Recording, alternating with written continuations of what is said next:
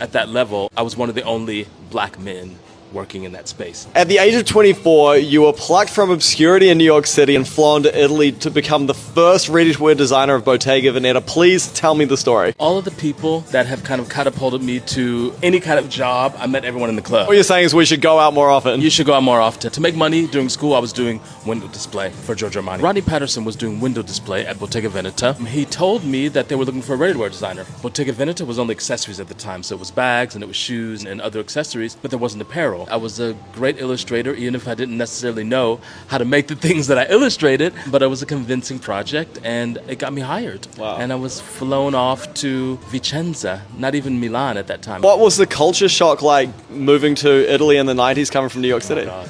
I flew into the airport, Venice airport, and I was stopped by the police. I had dreadlocks. I probably had a sweatshirt on similar to this one. They were convinced that I had drugs. At that time, I didn't even smoke cigarettes. They strip searched me. I did a full cavity search, and they were like, oh, we didn't find anything, you can go.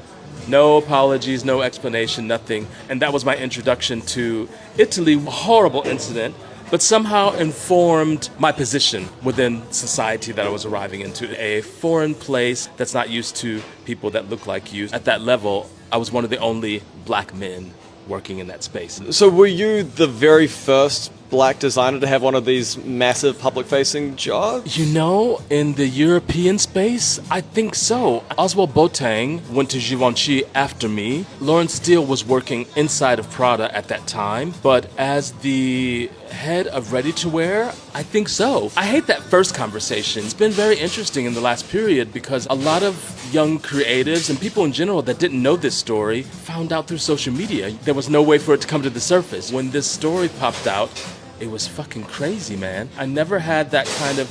I'm quite a discreet creative. It's never about me as a creative. It's about the work that I do. Shortly after that, I was contacted by Bottega to be in the campaign, and I was like, whoa, what the fuck?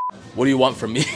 When a new creative director comes onto a house, it's quite rare to look back and pay tribute to the previous creative directors. I didn't really have contact with the past creative directors of Bottega Veneta. I was intrigued by the work that Daniel did. I loved what Mitu did. I'm so excited about what's to come from Louise. She's the only one that I had real contact with. And when she contacted me, I was like, that's badass. That's cool. It takes confidence and also respect. I think she saw value in that. And I think Bottega Veneta saw value in that story. I think you have to understand the origin before you can tell the future. It's my story, it's my history, and I don't talk about it so often. It was a bit emotional to kind of think back and tell those stories of what that period meant to me. I was honored to be there, and they treated me with f***ing respect. That you deserve.